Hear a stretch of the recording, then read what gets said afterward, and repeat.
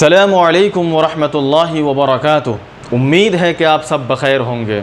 दोस्तों, इस वीडियो के अंदर इस लेसन के अंदर आज हम लोग पैसिव वॉइस के सिलसिले में बातें करेंगे। सबसे पहले ये समझेंगे कि पैसिव वॉइस किसे कहते हैं, उर्दू के अंदर इसका तर्जमा क्या होता है। ऐसे ही उसके बाद यूँ समझेंगे कि पैसिव वॉइस के कितने सारे टेंसेस होते हैं, और ऐसे ही ये भी समझेंगे कि उसके बनाने के रूल्स क्या है, किस तरीक़े से हम उसको बनाते हैं। ये सारी चीज़ें आज हम इस वीडियो के अंदर समझने की कोशिश करेंगे।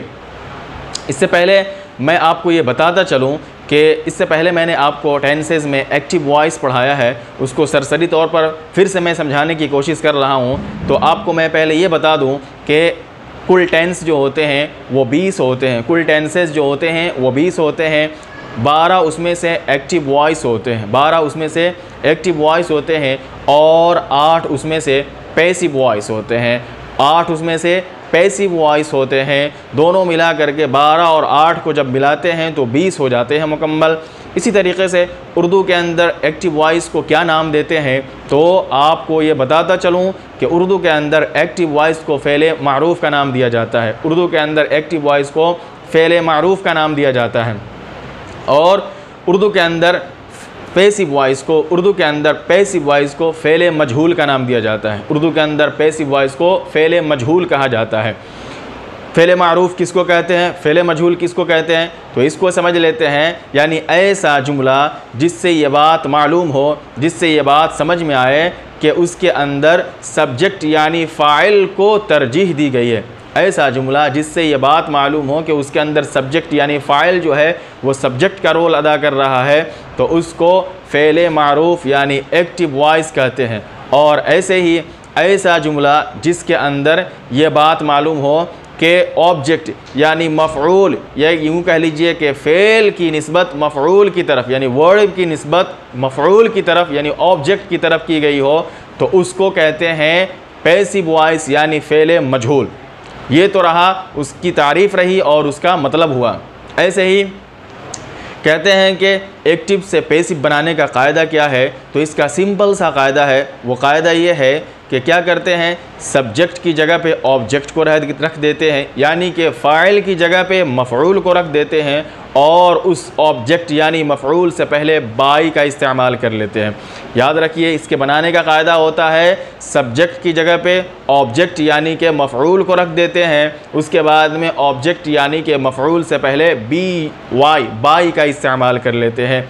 ये कायदा है। उसके बाद में इसी तरीके से जब हम उसके ज़रिए से हम पैसिव वॉइस का टेंसेस बनाएंगे, तो उसमें मफ़ऊल की ज़मीर का इस्तेमाल करना पड़ेगा हमको। तो आई जो फ़ाइल की ज़मीर होती है, यानी सब्जेक्ट जो आई बनता है, तो उसकी जगह पे जो मफ़ऊल की ज़मीर होती है वो मी होती है। जब उसको हम क्या करते हैं, पैसिव वॉइस में ट्रांसफ़र करते हैं, तो आई की जगह पे बाई मी का इजाफ़ा करते हैं, आई की जगह पे बाई मी का इजाफ़ा करते हैं। और ऐसे ही वी की जगह पर बाई अस बोलते हैं, वी की जगह पर बाई अस बोलते हैं, यू की जगह पर बाई यू बोलते हैं, और ऐसे ही की जगह पर बाई हिम बोलते हैं, और शी की जगह पर बाई हर बोलते हैं, और ऐसे ही इट की जगह पर बाई इट बोलते हैं, इट की जगह पर बाई इट बोलते हैं, दे की जगह पर बाई देम बोलते हैं, बाई देम, और आखिर में हु की जगह पर बाई हुम बोला जाता है, बाई हुम। तो ये तो रहा फ़ाइल की ज़मीर I, we, you, he, she, they, it, और इसके साथ जो है इसके सामने मैंने बताया मफ़ऊल की ज़मीर यानी कि by me, by us, by you, by them, by her, by क्या हिम, इसी तरीके से बाई इट, बाई हुम वग़ैरह। उसके बाद में इसको बनाने का कायदा क्या है, तो आप याद रखिएगा, हमेशा क्या होगा कि इसके अंदर थर्ड फॉर्म का यूज़ किया जाएगा। पैसिव वॉइस में हमेशा थर्ड फॉर्म का यूज़ किया जाता है। तो आज हम पढ़ेंगे प्रेजेंट इंडेफिनिट पैसिव वॉइस के रूल्स को और उसके बनाने के कायदे को, इसी तरीके से उसके तर्जमे को। तो कहते हैं कि प्रेजेंट इंडेफिनिट पैसिव वॉइस के बनाने का रूल्स ये है कि क्या करते हैं, सबसे पहले सब्जेक्ट लाते हैं, सब्जेक्ट के बाद जो है वो हम क्या लाते हैं, हेल्पिंग वर्ब लाते हैं, और इसका हेल्पिंग वर्ब जो है वो इज़ एम आर है, इसका helping verb is am are है। उसके बाद में वर्ब का थर्ड फॉर्म यूज़ करते हैं, subject plus is am are plus verb का थर्ड फॉर्म। ये प्रेजेंट इंडेफिनिट पैसिव वॉइस के बनाने का कायदा होगा। जैसे कि उर्दू में हम तर्जमा करते हैं, वो क्या है, वो देता है और जब इसका पैसिव बनाएंगे तो हो जाएगा उसे दिया जाता है। मैं एक ख़त लिखता हूँ, एक्टिव हो जाएगा। जब पैसिव बनाएंगे तो हो जाएगा मेरे ज़रिए एक ख़त लिखा जाता है। मैं इंग्लिश पढ़ाता हूँ, एक्टिव हो जाएगा। जब पैसिव बनाएंगे तो हो जाएगा मेरे ज़रिए इंग्लिश पढ़ाई जाती है या मुझको इंग्लिश पढ़ाई जाती है। इस तरीके से तर्जमा होता है। तो क्या होता है, पैसिव के अंदर फ़ाइल का पता नहीं होता है, मफ़ऊल को फ़ाइल बना करके जुमले को मुकम्मल किया जाता है। इसके अंदर एक बात जो पॉइंट की बात है वो याद रखना बहुत ज़रूरी है। वो बात है कि पैसिव वॉइस जो बनता है वो हमेशा फ़ेले मुतअद्दी यानी कि ट्रांज़िटिव वर्ब से बनता है। ट्रांज़िटिव वर्ब बोलते हैं फ़ेले मुतअद्दी को। इंग्लिश के अंदर ट्रांज़िटिव वर्ब बोलते हैं फ़ेले मुतअद्दी को, यानी कि ऐसा वर्ब, ऐसा फ़ेल जिसको क्या हो, जिसको मफ़ऊल की ज़रूरत पड़े, इसको बोलते हैं ट्रांज़िटिव वर्ब। और इन ट्रांज़िटिव वर्ब बोलते हैं फ़ेले लाजिम को। इन ट्रांज़िटिव वर्ब बोलते हैं फ़ेले लाजिम को, यानी ऐसा फ़ेल जिसको मफ़ऊल की ज़रूरत ना पड़े। हम हमेशा पैसिव वॉइस के अंदर ट्रांज़िटिव वर्ब से बहस करेंगे, क्योंकि इसी से पैसिव वॉइस बनाया जाएगा, यानी फ़ेले मुतअद्दी से, यानी ऐसा फ़ेल जिसको हमेशा मफ़ऊल की ज़रूरत पड़े। तो मैंने आपको प्रेजेंट इंडेफिनिट टेंस के रूल्स बता दिए जो पैसिव वॉइस के हैं, subject plus is am are plus third form, ठीक है। जैसे कि क्या है कि एक ख़त मेरे ज़रिए लिखा जाता है। अगर एफर्मेटिव सेंटेंस बनाना है तो आप कह सकते हैं a letter is written by me, a letter is written by me. कह रहा है कि चोर को मेरे ज़रिए पकड़ा जाता है, तो आप कह सकते हैं कि a thief is arrested by me, a thief is arrested by me. किताब मेरे ज़रिए पढ़ी जाती है, a book is read, a book is read by me. इसी तरीके से अगर मैं आपको इसकी गर्दान बताना चाहूँ, इसकी कंजुगेशन करवाना चाहूँ ताकि आप आसानी से इसे समझ सके, तो देखिए जैसे कि to teach taught, taught means होता है पढ़ाना, to teach taught, taught means होता है सिखाना। जैसे कि आप यूँ कह सकते हैं कि आई टीच, मैं पढ़ाता हूँ, और आई एम टॉट, मुझे पढ़ाया जाता है। आई टीच, मैं पढ़ाता हूँ, आई एम टॉट, मुझे पढ़ाया जाता है। तो आप इसकी अगर कंजुगेशन करना चाहें तो आप कह सकते हैं आई एम टॉट, मुझे पढ़ाया जाता है। और अगर नेगेटिव सेंटेंस बनाना है तो एम के साथ नॉट लगा करके बोलेंगे आई एम नॉट टॉट, मुझे नहीं पढ़ाया जाता है। और अगर इंट्रोगेटिव सेंटेंस बनाना है तो आप कह सकते हैं एम आई टॉट, क्या मुझे पढ़ाया जाता है। इसी तरीके से डबल इंट्रोगेटिव नेगेटिव और अफर्मेटिव बनाना है तो आप कह सकते हैं कि एम आई टॉट, क्या मुझे पढ़ाया जाता है। एम आई नॉट टॉट, क्या मुझे नहीं पढ़ाया जाता है। वाई एम आई टॉट, मुझे क्यों पढ़ाया जाता है। Why am I not taught, मुझे क्यों नहीं पढ़ाया जाता है। इस तरीके से आप गर्दान कर सकते हैं, इसकी कंजुगेशन बना सकते हैं। ऐसे ही कि आई राइट अ लेटर, कि एक ख़त मैं लिखता हूँ। अब अगर आप इसकी कंजुगेशन करना चाहे या इसको ट्रांसफ़र करना चाहे पैसिव वॉइस में प्रेजेंट इंडेफिनिट के अंदर, तो आप कह सकते हैं कि a letter is written by me, कि एक ख़त मेरे ज़रिए लिखा जाता है। A letter is written by me, कि मेरे ज़रिए ख़त लिखा जाता है। A letter isn't written by me, कि मेरे ज़रिए एक ख़त नहीं लिखा जाता है। Is a letter written by me, क्या मेरे ज़रिए ख़त लिखा जाता है। Isn't a letter written by me, क्या मेरे ज़रिए ख़त नहीं लिखा जाता है।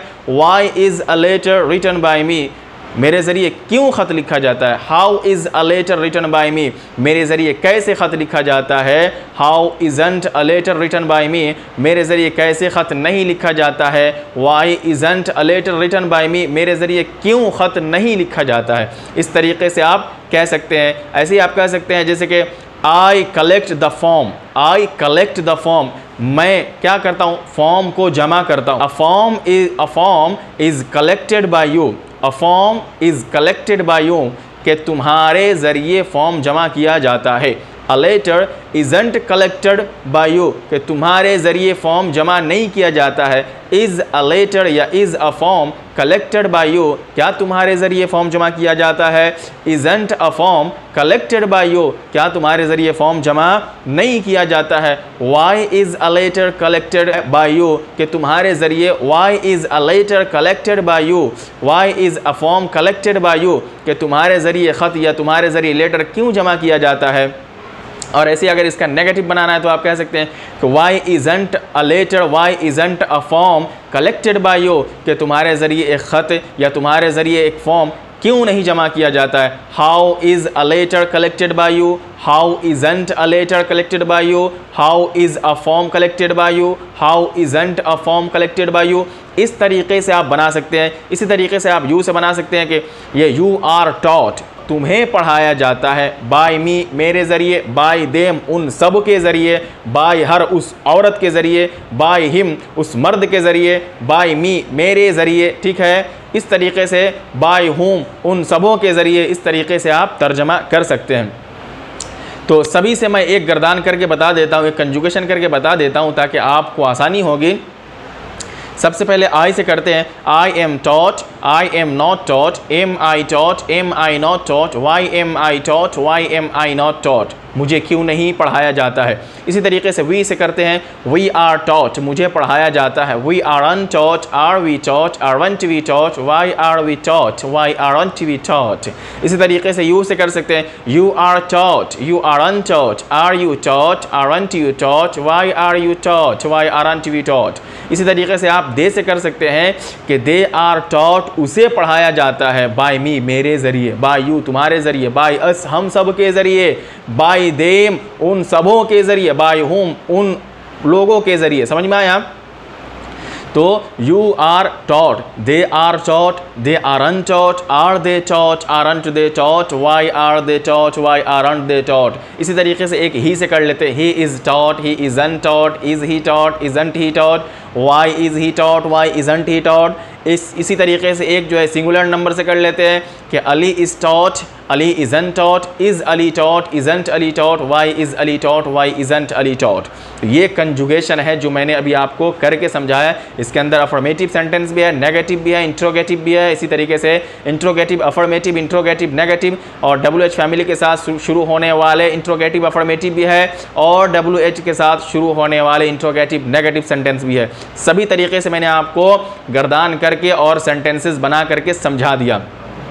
एक बार फिर ऊपर से नीचे तक समझा देता हूँ ताकि आपकी बात जो है आपको अच्छी तरह समझ में आ जाए। तो देखिए, सबसे पहले मैंने यह कहा कि टेंसेस जो होते हैं वो मुकम्मल 20 होते हैं। 12 जो है वो एक्टिव वॉइस यानी फ़ेल मारूफ के होते हैं, और 8 जो है वो पैसिव वॉइस यानी फ़ेल मजहूल के होते हैं। एक्टिव वॉइस को उर्दू में फ़ेल मारूफ और पैसिव वॉइस को उर्दू में फ़ेल मजहूल कहते हैं। एक्टिव वॉइस यानी फ़ेल मारूफ की तारीफ़ कुछ यूँ कर सकते हैं कि जिस जुमले से ये बात मालूम हो कि सब्जेक्ट यानी फ़ाइल को तरजीह दी गई है, फ़ाइल को तरजीह दी गई है, तो उसको एक्टिव वॉइस यानी फ़ेल मारूफ कहते हैं।